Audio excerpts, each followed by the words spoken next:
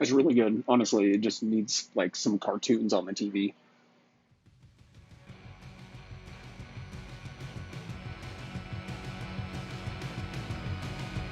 What's up, YouTube? What's up, YouTube? What's up, YouTube?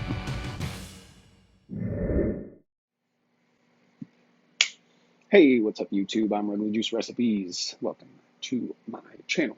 So, recently, I've been going back and like looking at a lot of my older recipes and kind of like, thinking about maybe if I was going to make that profile now, how I would make it, or, just kind of analyzing that, the state of mind that I'm in now and all of the knowledge that I've gained since I made that recipe versus when I made it. And yeah, I mean, some of them are still pretty great, but a couple of them, fall kind of short. And I have taken a few older recipes that I made and, remade them or tried to make them better, or I don't know, just mixed them up and seen what I thought about it. So this recipe has kind of a weird story behind it. Before I tell you the story, let me just show you the recipe.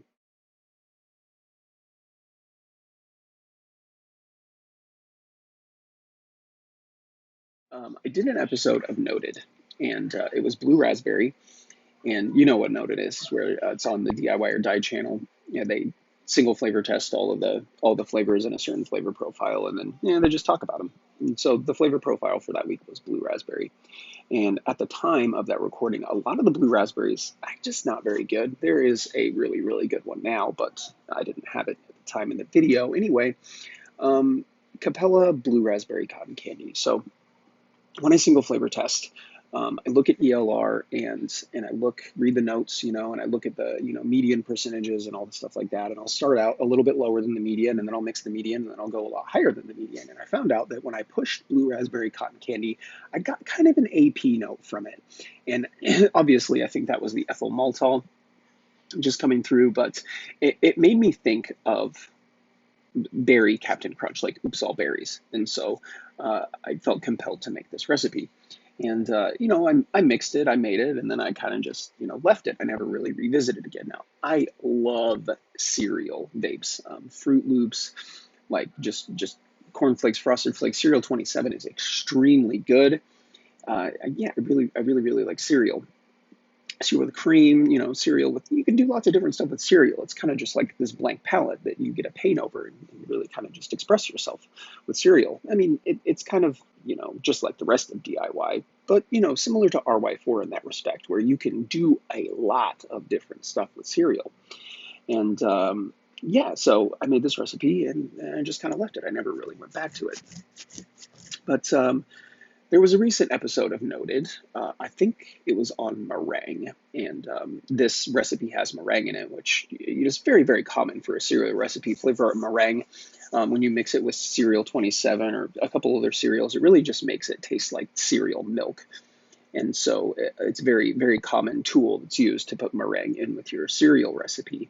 And so they were actually talking about this recipe. Dave, ID10T, brought up, that he mixed this recipe up, and he thought that it was a really, really good idea to use Capella Blue Raspberry Cotton Candy as the flavor for a crunch berry.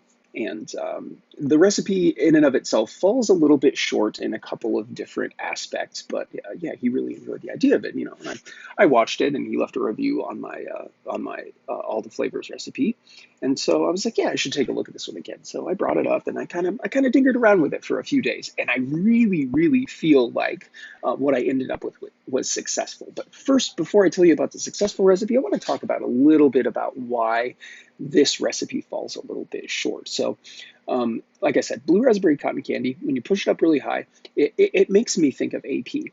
And a couple of different reasons for that. But the reason why it made me want to make it into a cereal was because it kind of has that nondescript sort of like red or blue berry taste, but it's not wet. It's not sour. It's just very, very dry. So something like a liquid barn blue raspberry, which is a very, very candied raspberry flavor, it would be really, really hard to bend that into a cereal because it's very wet, right? It's very candied.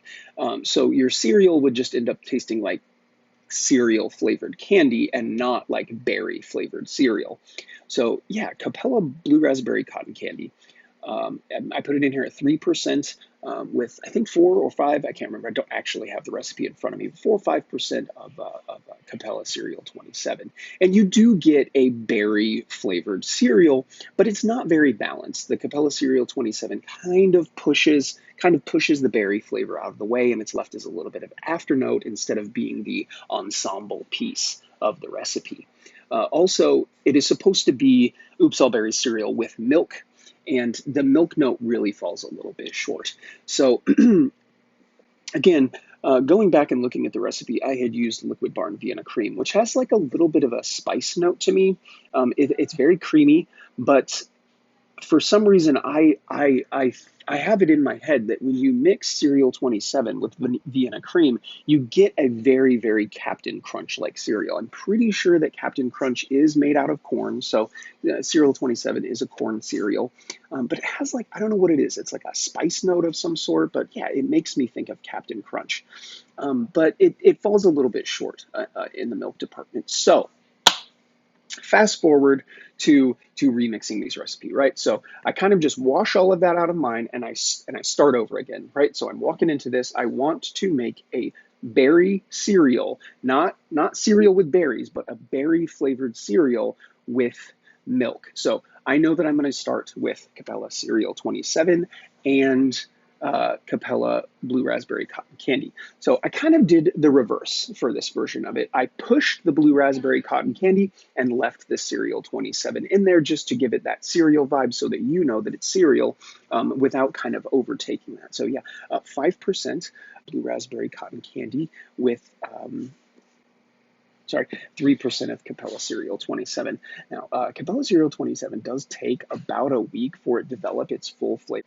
There's a lot of like honey to it and some corn. It's very sweet, but it takes a little bit of time to develop to its full potential. So if you shake and bake this recipe, you're not going to get a ton of cereal off of the shake, but I tell you that cereal does develop tremendously.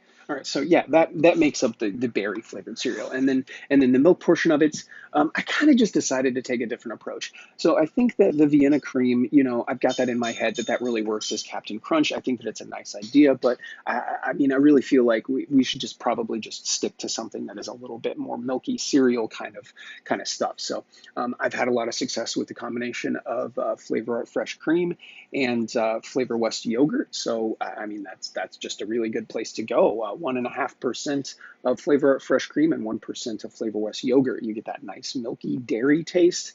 The yogurt kind of blooms a little bit as it steeps, and it just gives you a nice milky creaminess. And then obviously I put the Flavor Art Meringue in there. I've noticed recently in more recent cereal recipes that I made that Flavor Art Meringue tends to kind of mute a little bit. I really like what it does to the cereal and to the milk. It kind of bridges the gap in between them.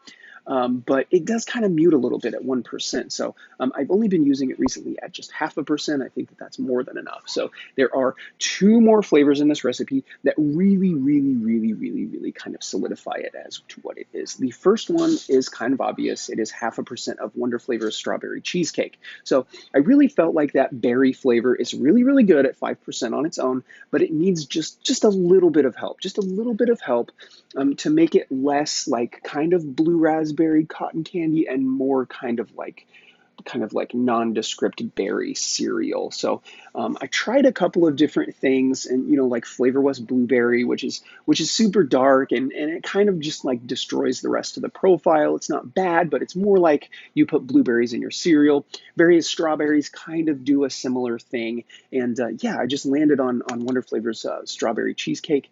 It's got that nice strawberry flavor just down at just 0.5%, and you get a little bit of that cheese, so it helps out that. It helps out that cream quite a bit. And then the last flavor that in here is, since ID10T gave me the inspiration to, redo this, I really like this trick that he used with, I think it is like a, what is that cereal called? Honey Bunches of Oats mix, I think.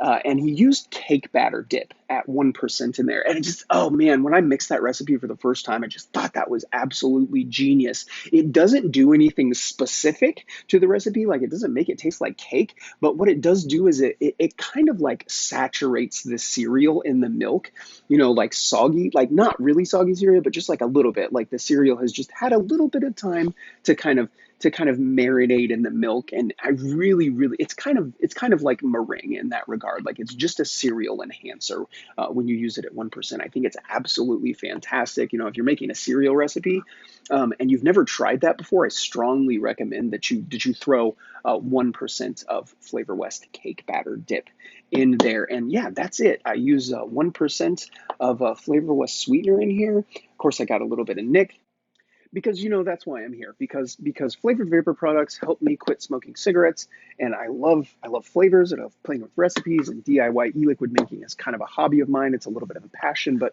mostly I just want to stay off of cigarettes. So yeah, I put nicotine in my vapor. That's right. I do that. You can do that too. Flavored vapor products are 95% safer for you than traditional tobacco cigarettes. Don't listen to anything that anybody tells you. There is a plethora, a wealth of knowledge on the internet that can prove all of those little factoids, not really factoids, all of those little things, the little blurbs. They're not even facts. They just make things up, the things that the politicians and the articles and the media says, to try to shame vapors and make culture think that vaping is bad for people that don't vape. And I'm just sick of it. So yeah, flavored vapor products changed my life, got me off cigarettes, and I found this wonderful, amazing community and all these flavors everywhere. I just love it so much. Listen, if you like what I'm doing here and you want to help support my channel, there's a link to my Patreon campaign down in the description of this video. You can go there, give me $3 a month, help support the channel, help me grow a little bit, and at the same time, you can get yourself some awesome benefits. I do one-on-one mixing sessions.